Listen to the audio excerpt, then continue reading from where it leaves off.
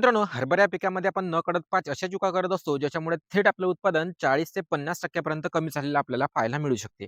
म्हणूनच तुम्हाला व्हिडिओमध्ये नक्कीच बनून राहायचं आहे, व्हिडिओला शेवटपर्यंत पाहायचा आहे, कारण अशा चुका आपल्याकडूनही नकळत होत असतात आणि जे काही 4थ्या आणि 5व्या नंबरची जी चूक आहे ना, ते सध्या शेतकरी मोठ्या प्रमाणावर करत आहेत. म्हणून आजचा व्हिडिओ शेवटपर्यंत बघा, कारण तुमच्यासुद्धा हरभऱ्याची जर अशी कंडिशन असेल, तर तुमच्याकडून ते चूक होऊ शकते. त्या चूक होता कामा नये त्यासाठी व्हिडिओ पूर्ण बघा आणि ते चूक टाळण्याचा तुम्ही पुरेपूर तिकडे प्रयत्न करा. जेणेकरून तुमचं हरभऱ्याचं उत्पादन चांगलं झालेलं तुम्हाला पाहायला मिळेल. तर शेतकरी मित्रांनो, व्हिडिओला आपण लांबवणार नाही आहोत, बिलकुलही लांबवणार नाही आहोत. पण तुम्ही एक सबस्क्राईब होऊन जाऊ द्या आणि आपण पहिल्या मुद्द्यावर बोलूया, की आपण पहिली चूक कोणती करत असतो. शेतकरी मित्रांनो, सगळ्यात महत्त्वाची आणि सगळ्यात पहिली चूक आपण जर पकडली ना, ते म्हणजे आपलं बियाणाचं सिलेक्शन. आपण बियाणे योग्य पद्धतीचे निवडत नाही. त्याच्यामुळे सुद्धा आपल्याला उत्पादन कमतरता होऊ शकते. कारण बऱ्याचदा काय होतं ना, शेतकरी कोरडवाहूमध्ये जे काही वाहनं आपण येत असतात, ते आपल्याला ओलतीमध्ये लावत असतात ना, जे काही ओलीतमध्ये असतात ते कोरडवाहूमध्ये लावत असतात. अशा वेळेस सुद्धा तुम्हाला उत्पादनात घट पाहायला मिळू शकते. म्हणून तुम्ही हे पहिली चूक आहे ती तुम्ही टाळायची आहे पुढल्या वर्षीपासून. दुसरी महत्त्वाची चूक म्हणजे शेतकरी मित्रांनो, जे काही तुम्ही बियाणं वगैरे घेत असतात ना, जसं 1 एकर क्षेत्र आहे, कधी ते काही शेतकरी 40 किलो, 50 किलो अशा पद्धतीचे बियाणे पेरणी करत असतात. तसं बिलकुलही करू नका. तुम्ही 30-32 किलोपर्यंत बियाणे एका एकरमध्ये तिकडे नक्कीच घाला. कारण काय होतं ना, जास्त तुम्ही बियाणे टाकले ना, आता चना दाट झालेला पाहायला मिळतो आणि दाट झाला तर फुलांची संख्या आपल्याला म्हणावी तशी पाहायला मिळत नाही. कारण खूप जास्त पद्धतीची दाटी आपल्या हरभऱ्यामध्ये झालेली पाहायला मिळते. ही आपल्याला दुसरी चूक आहे जी आपल्याला टाळायची आहे. तिसरी महत्त्वाची चूक म्हणजे जेव्हा आपण बियाणे पेरणी करत असतो ना शेतकरी मित्रांनो, तेव्हा बरेचसे शेतकरी बियाणाला बीज प्रक्रिया करतच नाही. बरेचसे शेतकरी, खूप सारे शेतकरी आहे ज्यांना बीज प्रक्रिया करण्यासाठी आम्ही प्रमोट करत असतो, तरी देखील ते करत नाही. तसं बिलकुलही करू नका. आता जर गेली स्टेप तर गेली, पण पुढल्या वर्षीपासून बियाणाला हमखास तुम्ही बीज प्रक्रिया करू शकता. बीज प्रक्रियेसाठी तुम्ही बऱ्याचशा टेक्निकल्स मार्केटमध्ये उपलब्ध आहे. तुम्ही त्याचा वापर करू शकता.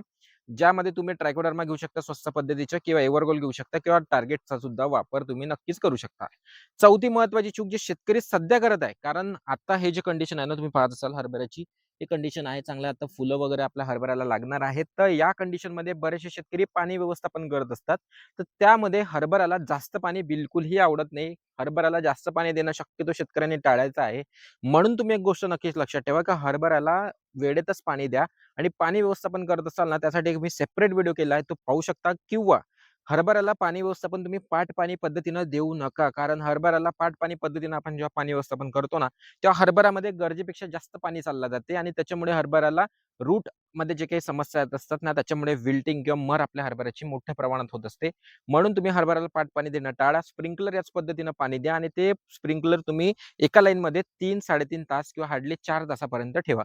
एवढंच पाणी तुम्ही हरभऱ्याला द्या आणि पाणी देण्याची योग्य वेळ जर असेल ना, तर अशा पद्धतीचे जर तुमच्या पिकामध्ये शेतकरी मित्रांनो असे हे एकट-दुक्कट जर फुलं दिसेल ना, अशा वेळेस तुम्ही पाणी व्यवस्थापन हरभऱ्याला करून टाका. तर हे चूक तुम्ही टाळा. आता कारण बरेचसे शेतकरी हरभऱ्याला पाट पाणी देत असतात किंवा गरजेपेक्षा जास्त पाणी देत असतात. ते चुकीचा वेळेवर पाणी देत असतात. जास्त फुलोरा असल्यावर हरभऱ्याला पाणी शक्यतो देऊ नका. हे आहे चौथी महत्त्वाची चूक जी शेतकरी आता करत आहेत किंवा करणार आहेत किंवा काही शेतकऱ्यांची करून झालेली आहे.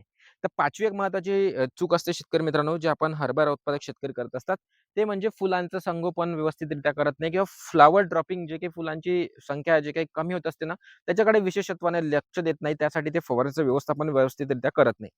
आपल्या पिकामध्ये जर तुमच्या पिकामध्ये जर फुलांची गळ मोठ्या प्रमाणात होत असेल, अशा वेळेस तुम्ही बोरान वगैरे अन्नद्रव्याचा वापर आपल्या पिकामध्ये तिकडे नक्कीच केला गेला पाहिजे. जेणेकरून फुलं चांगल्या पद्धतीने सेट होईल, नवीन कळी निघण्यासाठी मदत झालेली तुम्हाला पाहायला मिळेल. म्हणून तुम्ही बोरान या अन्नद्रव्याचा वापर आपल्या पिकामध्ये नक्कीच तिकडे केला गेला पाहिजे आणि सूक्ष्म अन्नद्रव्याचा सुद्धा वापर तुम्ही हरभरा या पिकामध्ये 2ऱ्या ते 3ऱ्या फवारणीच्या व्यवस्थापनामध्ये तिकडे नक्कीच केला गेला पाहिजे.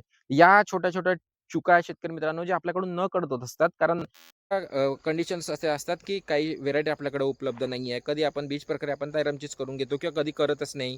अशा खूप साऱ्या नकळत चुका होत असतात. कोणालाच आपण ब्लेम करत नाही ह्या चुका नकळत होणार आहे. पण या चुका तुम्हाला माहीत पाहिजे म्हणून हा मी व्हिडिओ शूट केलेला आहे.